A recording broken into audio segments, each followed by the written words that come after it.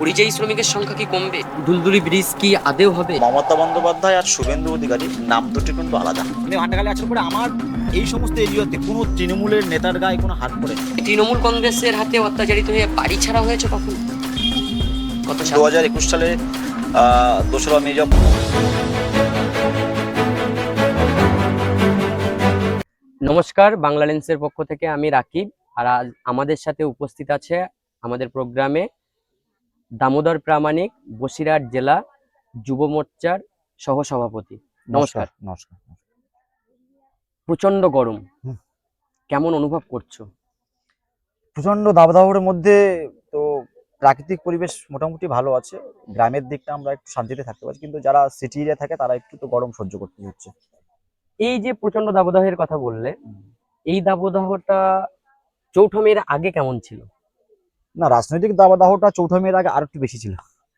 বেশি বলতে মানে এই প্রাকৃতিক দাবদাহ নাকি? না, রাজনৈতিক দাবদাহটা আরো বেশি ছিল। মানে প্রাকৃতিক যে দাবদাহ চলছে, সূর্যের যে তাপটা আছে এখন, এর থেকে 4 তারিখের আগের যে রাজনৈতিক দাবদাহটা আর একটু বেশি ছিল।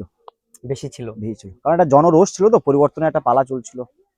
পরিবর্তনের পালাতে মানুষের যে জনরোষ, সেই জনরোষটা তো ছিলই। মানুষের জনরোষের কথা বললে, মূলত এই সুন্দরবন অঞ্চলের মানুষের আমরা যদি দেখি, যে বিধানসভা থেকে তুমি হুম। এবার মুখ্য ভূমিকা নিয়েছো বিজেপির প্রার্থীকে জেতানোর জন্য। না, আমি মুখ্য ভূমিকা ঠিক না, মানে বিভিন্ন ব্যক্তিরা, বিভিন্ন নেতৃত্বরা ছিল আমাদের দলের। শেষ কথা বলে তো কিছু হয় না, বিজেপির শেষ কথা বলে কিছু হয় না। বিজেপির তো আমরা সংঘবদ্ধ।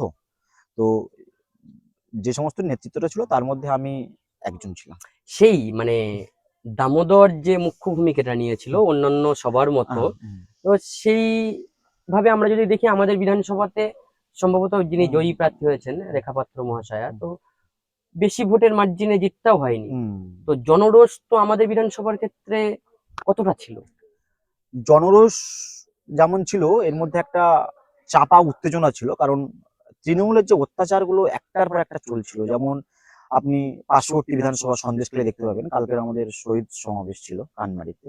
ওখানে যে দেবদাস মন্ডল, প্রদীপ মন্ডল, যে আমাদের সুকান্ত মন্ডল, এদেরকে নৃশংসভাবে মারা হয়েছিল। যে প্রশ্নে আমরা ছিলাম, তুমি ভারী শিল্পের কথা বললে, রাজ্যে ভারী শিল্প টাটা আসছে।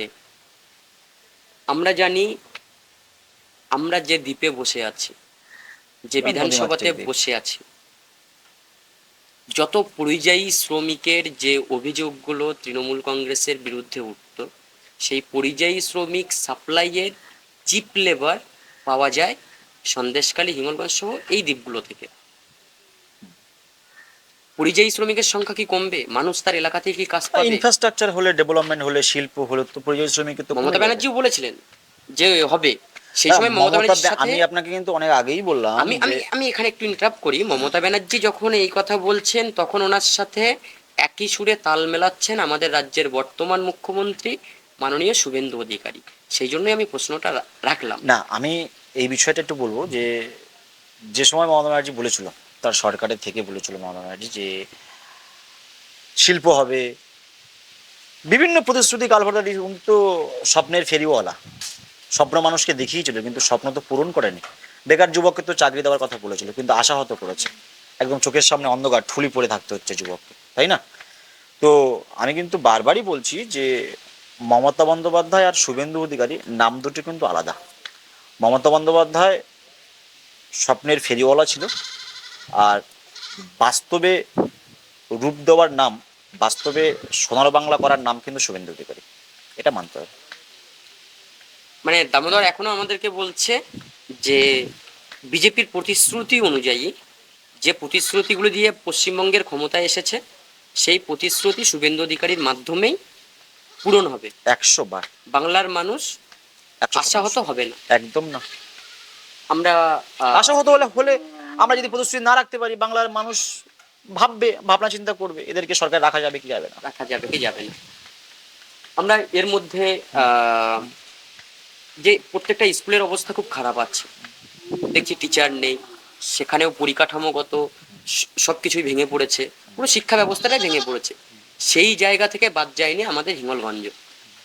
হিঙ্গলগঞ্জের শিক্ষার ক্ষেত্রে নূতন কোনো ভাবনা কি বিজেপি বা চলছে। বর্তমান সরকার ভাবছে, ভাবনা চিন্তা চলছে। সেটা কতটা ছাত্রছাত্রীদের জন্য উপযুক্ত ভাবনা? আমি কেন কোশ্চেনটা করলাম, জাতীয় শিক্ষানীতি বিল নিশ্চয়ই জানা আছে, যেটা কেন্দ্র সরকার লাগু করেছে। জাতীয় শিক্ষানীতি বিলের মতো করে যদি পশ্চিমবঙ্গের শিক্ষা কাঠামোকে ভাবা হয়, তাহলে কোথাও গিয়ে সেই পরিকাঠামো তো এখনো তৈরি হয়নি। না, এই ইতিমধ্যেও তুমি খবর নিলে দেখতে পাবে যে স্কুলে যে তৃণমূলের রাজ চলছিল, এই রাজের কমিটি অলরেডি কিন্তু ভেঙে দেওয়া হয়েছে। অলরেডি কিন্তু শুভেন্দু অধিকারী কমিটি ভাঙলেই কি মহাশয় তার সমাধান চলে এলো? বলি স্টেপ বাই স্টেপ কমিটি ভেঙে দেওয়া হয়েছে। শিক্ষক তার আবার শিক্ষকের ভূমিকায় স্কুলে পঠন পাঠন শুরু করেছে। স্কুলে মাস্টারদের হাতে বেদ থাকবে, পাস ফেল থাকবে, যোগ্যতার ভিত্তিতে চাকরি পাবে, সবটাই হবে। আস্তে আস্তে দেখতে থাকুন না, অসুবিধা কি আছে। দেখতে হবে। আর সবে তো 1 মাস হলো, সবে তো 1 মাস হলো, এর এখন মধ্যে অনেক সময় চলতে হবে আমাদেরকে না, বেশ, অনেক আমি সময়। আমি আমি আর এই তো আমাদের লং জার্নি। লং জার্নি, আমি আর 1 মাস হলো, ঠিক 1 বছর হবে আবার এই ভান্ডারখালীতে আবার দামোদরের কাছে right, আমরা এসে বসবো। একদম তার একদম। মধ্যে দামোদর, আমাদের মানে তুমি রাজনীতিতে আসার আগে আমরা জানতাম যে লেখালেখি থেকে শুরু করে বিভিন্ন সামাজিক কাজকর্মে দামোদর একটা মুখ্য ভূমিকা নেয়। তোমার নিজস্ব একটা ফাউন্ডেশন আছে, বিজেতা ওয়েলফেয়ার ফাউন্ডেশন। তো রাজনৈতিক দামোদর প্রামাণিক আর সামাজিক দামোদর প্রামাণিক, দুজনের কখনো পার্থক্য দেখতে পাও? না, অ্যাকচুয়ালি বিষয় যেটা হচ্ছে যে আমার এটা সমাজ মাধ্যমে বা সামাজিকভাবে আমাকে একটা এই সমাজ সেবা যে সোশ্যাল ওয়ার্কার ব্যাপারটা আছে না, এই ব্যাপারটা আমাকে খুব টানে বা নিজের মন থেকে টানে। কিভাবে টানে? আহ, অসহায় দুস্থ মানুষদের সত্যি প্রাণটা হৃদয়টা কেঁদে ওঠে।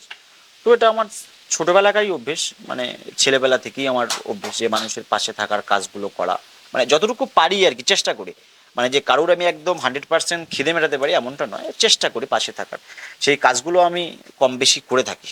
আর আরেকটা প্রশ্ন তুমি যেটা করলে, লেখালেখি, লেখালেখাটা তো আমার, আমি ছোট থেকেই প্র্যাকটিস করি। জানি না লেখালেখি করতে পারি কিনা, সেটা দর্শকরাই ভালো বলতে পারে। সবে তার মধ্যে দর্শকের জন্য আরেকটা কথা আমরা বলে রাখি, লেখালেখির কথা যখন হচ্ছে, আমাদের রাজ্যের বর্তমান মাননীয় মুখ্যমন্ত্রী শুভেন্দু অধিকারীকে নিয়ে একটা বই লিখেছে দামোদর। মুখ্যমন্ত্রীর একটা হাতে না, কি দুটো। দুটো বই লিখেছো? মানে বইটা কি ওনার হাত পর্যন্ত গেছেন বা উনি দেখেছেন? প্রথম গ্রন্থ ওনার আমি হাতে নিজে গিয়ে দিয়েছিলাম। তো তখন মানে উনি অ্যাপ্রিসিয়েট করলেন বা কিভাবে তোমাকে? যেটা হয়, উনি তো আমি যতটুকু জানি উনি ব্যক্তি কেন্দ্রিক কোনো বিশ্বাসী নয়, উনি ব্যক্তি পূজায় বিশ্বাস করে না। উনি সার্বিক কাজটাই করে। ওনার আহ, প্রাণ তো সমাজের জন্য, ওনার বেঁচে থাকাটাও সমাজের জন্য। উনি তো সমাজের নিবেদিত প্রাণ। তো আমি প্রথম বই ওনার হাতে গিয়ে দিয়ে এসেছিলাম, প্রণাম করে এসেছিলাম। শুভেন্দু অধিকারীকে নিয়ে একটা মানুষের যেমন ইন্টারেস্ট আছে, একটা অপ্রিয় কথা হলেও দামোদরকে আমার করতে হচ্ছে, যে শুভেন্দু অধিকারীর, আমরা জানি যে শুভেন্দু অধিকারীর উত্থান তৃণমূল কংগ্রেসের সাথে লড়াইয়ের ময়দান থেকে পরবর্তীতে সবকিছু থেকে ইস্তফা দিয়ে মন্ত্রিত্ব পদ ছেড়ে দিয়ে বিজেপিতে জয়েন করা। দামোদরের কোথাও গিয়ে সেই কানেকশনটা, তৃণমূল থেকে উত্থান, পরবর্তীতে বিজেপিতে যাওয়া, মানে এই এই যে দুজনের সাথে কি জায়গাটা আরো আন্তরিকভাবে এক করেছে? না, এক ঠিক ওইভাবে করেনি। মানে ব্যাপারটা হচ্ছে যে শুভেন্দু অধিকারীকে রাজনৈতিক, উনি তো রাজনৈতিক পরিবারের ছেলে, সবাই জানে, বাংলার মানুষ জানে এবং রাজনৈতিক মহলও জানে, সেটা স্বীকারও করে। এটা শুভেন্দু বাবুকে দেখে আমার একটা ভালো লাগার জায়গা কি যে মানে প্রতিবাদ। পরিবারতন্ত্রের জেনুইন উদাহরণ হ্যাঁ, অধিকারী হ্যাঁ, ফ্যামিলি বা শুভেন্দু হ্যাঁ, অধিকারী নিজে। শুভেন্দু বাবুকে দেখে আমার প্রতিবাদটা আমি শিখেছি, প্রতিরোধটাও শিখেছি। এবং ওনার যে কথাবার্তা বা ওনার যে মানুষের প্রতি একদম রুট লেভেলে, আপনি দেখতে পাবেন তো অভিষেক বন্দ্যোপাধ্যায় শুনছিলাম যুবা করতো, তার এখন তো বিশাল বড় বড় ফ্ল্যাট, বড় বড় বাড়ি, মানে প্লটে প্লটে জায়গা। তো তার থেকে তো কোনো অংশে শুভেন্দু অধিকারীর কম নেই। হ্যাঁ, তবুও তিনি এখন, তবে এখনো অবধি স্যান্ডেল পরে, এখনো অবধি একই রকম সাদা প্যান্ট, সাদা পাঞ্জাবি। এর তার জীবন এটাতে না আছে, হাতে একটা ঘড়ি আছে, না গলায় একটা চেন আছে। কিন্তু অথচ দেখা যাচ্ছে যে অভিষেক বন্দ্যোপাধ্যায় তো স্কট করতে করতে করতে করতে 3000 পুলিশ, 2000 পুলিশ বাড়ির সামনে দাঁড়িয়ে থাকতো।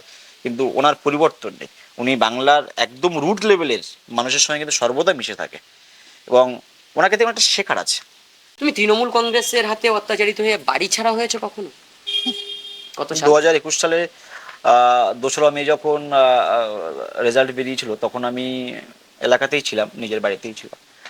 তখন যখন এরকম কটা বাজে, এইরকম টাইমেই দিকে 1টা 12টা 1টার দিকে যখন দেখলাম যে মমতা বন্দ্যোপাধ্যায় তার সরকারি মেজরিটি পার্সেন্ট নিয়ে আসছে, তখন আমার বাড়িতে গিয়ে লোকজন মারধর, হাঙ্গামা, দরজা ভাঙচুর। আমার বাড়িতে প্রাপ্তবয়স্ক আমার বোন আছে, আমার বয়স্ক বৃদ্ধ বাবা মা আছে, আমার আরও বয়োজ্যেষ্ঠ একদম বৃদ্ধ ঠাকুরদা ঠাকুমা আছে, আমার পরিবার আছে। সবার উপরেই গিয়ে আক্রমণ, সবার উপরেই গিয়ে মারধর চলছে। বাড়িতে গিয়ে বড় বড় চকলেট, আমাদের বাড়িতে যে কৃষি জমির যে ধানের গাদা থাকে, ফল গাদা থাকে, সেগুলোর উপরে গিয়ে ছুঁড়ে ছুঁড়ে মারছে। আগুন ধরে গেল পুকুরের মধ্যে, বিভিন্ন রকম গিয়ে বিভিন্ন ইয়ে করা, সেগুলো চলছেই। তো তারপরে একটা সময় 4টে 4:30 যখন বেড়ে গেল, আমি তখন ভাবলাম যে বেরিয়ে যাই, পরিস্থিতি খারাপ, আমার কিছু শোভনাধ্যায়ী থাকলো। তখন আমি আমার এক দাদাকে ফোন করে বললাম, দাদা কি হবে, আমি কি করব? বলছে তুমি গামছা নিয়ে চলে আসো, কোনো ভয় নেই, আমি আছি। নিশ্চয়ই বুঝতে পারছো। তারপরে তো আমি আবার ফিরে আসি। আমার বোনের বিয়ে ছিল জ্যৈষ্ঠ মাসের 4 তারিখে। আমি বোনের বিয়ের জন্য বাড়ি ফিরেছিলাম। বাড়ি ফেরার পরে দেখলাম যে আমি 13 তারিখে এসেছি, আর 14 তারিখ রাতে আমার উপরে, মানে 13 তারিখ রাত 12টার পরে আমার উপরে, আমার বাড়িতে একদম তৃণমূলের গুন্ডা বাহিনী একদম 12-14টা বাইক নিয়ে ঘিরে আমাকে, বিছনা থেকে, আমি হাফ প্যান্ট পরে শুয়ে আছি, বিছনা থেকে তুলে নিয়ে গেল আমাকে। আমার মা অনেক কাকুতি মিনতি করলো, আমাকে ছাড়লো না, মার সামনে দিয়ে মারতে মারতে আমায় ঘর থেকে বের করলো। তারপরে আমার বাবাও বললো, আমার 80 বছরের বৃদ্ধ ঠাকুরদাও হাতে পায়ে ধরাধরি, হলো না। আমার পরিবারকে তো আমার চোখের সামনে অত্যাচার করলো এবং আমাকে তুলে নিয়ে গিয়ে একদম 2 হাত বেঁধে, একদম আমার একদম একদম রাজকীয় নাটকীয় ফিল্মি স্টাইলে আমাকে ধরে নিয়ে গিয়ে মারধর করে ফেলে দিল কোথায় ফেলেছিল? পার্শ্ববর্তী রাউতপাড়াতে। তার মধ্যে তো আমাকে মারার সময় বিভিন্ন মার, মানে আমার চোখ 2বার অপারেশন করা। এই দাগগুলো কি না, এটা আমার ছেলেবেলাতে মামার বাড়িতে তো, মানে ছোটবেলা থেকে যে হ্যাঁ দুরন্তপনা ছোটবেলাতে ছিল, দুরন্তপনা, সেই এটা তো দুরন্তপনার জন্য তৃণমূলের মাঠটা সহ্য করে এখন দামোদর বসে আছে? না সহ্য কি, মেরেছে তো, মার তো গায়ে তো লেগেই আছে। আমি তো আমার ভুলবো না সেগুলো কোনোদিনও, আমি ভুলবো না। তবে ওদের প্রত্যেকেরই কারোর ক্ষমা নেই, আইনতভাবে প্রত্যেকেরই আমি ব্যবস্থা নেব।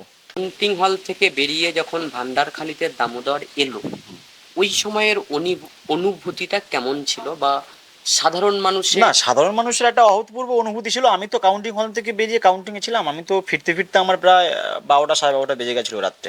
তো রাস্তা থেকে প্রচুর মানুষের শুভেচ্ছা বার্তা পেয়েছি, প্রচুর ফোন পেয়েছি, এমনকি প্রচুর তৃণমূলের নেতারা আমাকে ফোন করে সাহায্য চেয়েছে। মানে তারা কি ভালো তৃণমূল? তারা তারা কি আমার না এটা না, এটা জানতে ভালো হবে। তৃণমূল কি খারাপ তৃণমূল বলতে পারবো না। প্রচুর তৃণমূলের নেতারা টপ টু বটন ফোন করে সাহায্য চেয়েছে। আমি আর নামগুলো আনছি না। প্রচুর না, আমার তৃণমূল শুধু এটাই আমি যে তারা কি ভালো তৃণমূল, কারণ এখন তো আবার দুই ভাবে দেখা হচ্ছে, ভালো তৃণমূল না, খারাপ ভালো তৃণমূল খারাপ তো, ওটা তো আমাদের রাজ্য নেতৃত্ব ওরাকে পোস্টমর্টম করবে। তবে অনেক সাহায্য চেয়েছে। আমি কারোর কথা শুনেছি, কারোর কথা শুনিনি। আমি সেটা হয়তো ক্যামেরাতে, তো আমি ভান্ডারখালী আসার পরে আমার এই সমস্ত এরিয়াতে কোনো তৃণমূলের নেতার গায়ে কোনো হাত পড়েনি। আপনি দেখাতে পারবেন না, আমি ওপেন ক্যামেরাতে বলছি। আমি এখানে যেখানে বসে আছি, এই বুথের পঞ্চায়েত, আমার বুথের পঞ্চায়েত, পার্শ্ববর্তী এলাকার বুথের পঞ্চায়েত, কোনো পঞ্চায়েত মেম্বারের ঘর ভাঙা হয়নি, কোনো পঞ্চায়েতের বাড়িতে আক্রমণ করা হয়নি, তার কোনো কর্মীকে ধরে কোনো রকম গণধোলাই দেওয়া হয়নি। তৃণমূল যদি জিততো 2026 সালে, আমার মুন্ডু নিয়ে ফুটবল খেলতো। তুমি কি বলছো? আমার কাছে সব এভিডেন্স আছে। এই ভোটে যে এইবার 26-এ ক্ষমতায় জিতে আসি, দামোদরের রক্ত নিয়ে হোলি খেলবো, রেকর্ড আছে আমার কাছে। মানে এবার যদি তৃণমূল জিততো? আমার বাড়ি তো শেষ, আমার মুন্ডু নিয়ে তো ফুটবল খেলা শুরু হয়ে যেত। এতটা টাফ পরিস্থিতির একদম মধ্যে থেকে একদম রাজনীতি করতে হয়েছে? টাফ পরিস্থিতি থেকেও আমি তো কাউন্টিং হলে যাওয়ার আগে আমার বাড়িতে আমি আমার বোনকে বলে গেছিলাম যে আমি আমি যাচ্ছি, তুই সাবধানে থাকিস। যে এই এত কথা তুমি বললে, এর মধ্যে থেকে তুমি মানে দীর্ঘদিন ধরে 21 সালের পরে একের পর এক অত্যাচার সহ্য করে নিজের চাকরিকে হারিয়ে ফ্যামিলির থেকে দূরে থেকে রাজনীতি করছো। এই যে তুমি রাজ্য নেতৃত্বে পোস্টমর্টমের কথা যেটা বললে, যে শ্রমিক ভট্টাচার্য বলেছেন, রাজ্য সভাপতি বিজেপি, ভালো তৃণমূল, আমি বারবার কথাটা এই কারণে তুলছি, আজকে যে না, দামোদর আমি আমি আমি এই প্রশ্নের উত্তর দেবো না, ভালো তৃণমূল কি খারাপ না, তৃণমূল। আমি প্রশ্নটা আহ, ভালো তৃণমূল খারাপ তৃণমূলে যাচ্ছি না। আমার কাছে এটা ব্যক্তিগতভাবে দামোদরের কাছে, যে আজকে যে না, দামোদর আমার কাছে তুমি যদি প্রশ্ন করো, তৃণমূলের ভালো বলে কিছু হয় না। কিন্তু তোমাদের লিডারশিপ তো আবার ভালো তৃণমূল। আমি এই জন্য বললাম ভালো বিচক্ষণ করবে ওনারা, পোস্টমর্টম করবে কোনটা মানে ভালো ভালো কোনটা বলতে খারাপ। কারা? দেখুন সবাই তো আর খারাপ হতে পারে না, আজকে সবাই তো ভালো হতে পারে না। তৃণমূল কিন্তু দুর্নীতিগ্রস্ত, হ্যাঁ একদম তৃণমূল 100%। দুর্নীতিগ্রস্ত, সেই দুর্নীতি আপ টু ডাউন, এটা আমরা প্রত্যেকেই জানি যে তৃণমূল তার অপশাসন ছিল আপ টু ডাউন। মানে যেমন মমতা ব্যানার্জির দিকে আঙুল ওঠে, তেমনি একজন গ্রামের মেম্বারের দিকেও আঙুল ওঠে। করবে। আমার আমার এখানে একটা খুব বেসিক প্রশ্ন, যে তৃণমূল দুর্নীতি করেছে, সে তৃণমূলের নেতা হিন্দু হোক অথবা মুসলিম হোক দুর্নীতিগ্রস্ত, কোথাও গিয়ে আক্রমণটা মুসলিম নেতাদের উপরে আসছে না? একদমই না। কে বলেছে তোমাকে? এই তো পুষ্পা বললে, না। শওকত মোল্লা বলে, অপরাধী বিজেপি তারা। বিজেপি সবকা সাথ সবকা বিকাশ সবকা বিশ্বাসের উপরে দাঁড়িয়ে ইয়ে করে। আমাদের কেন্দ্রীয় মন্ত্রী ছিল মুক্তাজ আব্বাস নাসকির, নাকি হ্যাঁ ছিল। আমাদের রাষ্ট্রপতি ছিল মুসলিম। অতএব মুসলিমদের উপরে আমাদের কোনো আক্রমণ নেই। যারা রাষ্ট্রবাদী মুসলিম, যারা ভারতীয় মুসলিম, তাদের সঙ্গে আমাদের কোনো শত্রুতা নেই। যারা রোহিঙ্গা আছে, যারা বাংলাদেশি অনুপ্রবেশকারী আছে, তাদের সঙ্গে আমাদের বিরোধিতা। রাষ্ট্রবাদী মুসলিম কিভাবে বুঝবো? তাদের কোনো সিম্বল বা কোনো কিছু? যারা আমার মাতৃভূমিকে বন্দনা করবে, যারা বন্দে মাতরম বলবে, যারা জয় হিন্দ বলবে, হ্যাঁ, যারা ভারত মাতা কি জয় বলবে, তারাই তো আমার রাষ্ট্রপতি মুসলিম। ভারত যারা আমার ভারতের সংবিধান মেনে চলবে, সবকিছু আছে। দুলদুলি ব্রিজ কি আদেও হবে? কারণ প্রত্যেক রাজনৈতিক দলের প্রতিশ্রুতি থাকে দুলদুলি ব্রিজ। একদম, আমরা ভোটের সময় আমরা মানুষের কাছে গিয়ে গিয়ে আমরা প্রতিশ্রুতি দিয়েছিলাম দুলদুলি ব্রিজ হবে, হিঙ্গলগঞ্জের মানুষ হিঙ্গলগঞ্জ থেকে রেলে যাতায়াত করবে। নিঃসন্দেহে ব্রিজ আমরা করছি, রেলপথ আমরা, কাজ তো শুরু হয়ে গেছে, রেলপথের অটোমেটিক্যালি প্রসেস শুরু হয়ে গেছে। প্রিয় কবিকে? রবীন্দ্রনাথ ঠাকুর। পেট্রোল ডিজেলের দাম বাড়ছে, সরকার আসার পরে দেখলাম আরো 5 টাকা 10 টাকা বেড়ে গেল। এটা নিয়ে সরকারের এটাও তো মানুষের জনরোষে পরিণত হচ্ছে। সরকারের সিস্টেমে প্রোটোকল অনুযায়ী সবকিছু ঠিক হয়ে যাবে। কিন্তু এই যে দিন দিন দাম বাড়ছে, এটা নিয়ে তো মানে আমরা বেকার যারা আছে, উত্থান থাকলে তো পতন থাকে। দাম বাড়ছে, কমতে কতক্ষণ? কমতে মানে সেটা কমবে কবে কবে? চলছে প্রসেস। চলছে মানে দাম কমবে, বিরোধীরা যে নিঃসন্দেহে, কথাগুলো নিঃসন্দেহে। তুলছে। বিরোধীদের কথাগুলো তো আমরাও তো একসময় বিরোধী ছিলাম। তখন তো মমতা বন্দ্যোপাধ্যায় তখন তো শেখ শাহজাহানকে তখন ক্লিন চিট দিয়েছে, একটা মোস্ট ওয়ান্টেড ক্রিমিনালকে শাহজাহানের নাম নিয়ে বিধানসভার মধ্যে বলছে, শাহজাহান তো জেলের মধ্যে খাবি টানছে, তারও সাঙ্গবাঙ্গরা সব জেল খাটছে। তাহলে এইরকম, এরা তো বিরোধী না, এরা হচ্ছে একটা গুন্ডা মাফিয়ার দল ছিল তৃণমূল, একটা লিমিটেড কোম্পানি ছিল, যার chairperson Mamata Bandyopadhyay, second in command হচ্ছে অভিষেক বন্দ্যোপাধ্যায়। তো এরা সব তো করাপ্টেড পার্সন। মোর্চার পক্ষ থেকে দামোদরের বার্তা কি থাকবে? আমার বার্তা থাকবে, গণতন্ত্র ফিরে আসুক, সবাই ভালোভাবে বাঁচুক, স্বাভাবিক জীবনযাপন করুক, শান্তি বজায় থাকুক। ধন্যবাদ অনেকটা সময় আমাদের সাথে দেওয়ার ভালো জন্য। থাকো, সুস্থ থাকো। পরবর্তীতে আবার কোনো একটা প্রোগ্রামে একসাথে দেখা হবে।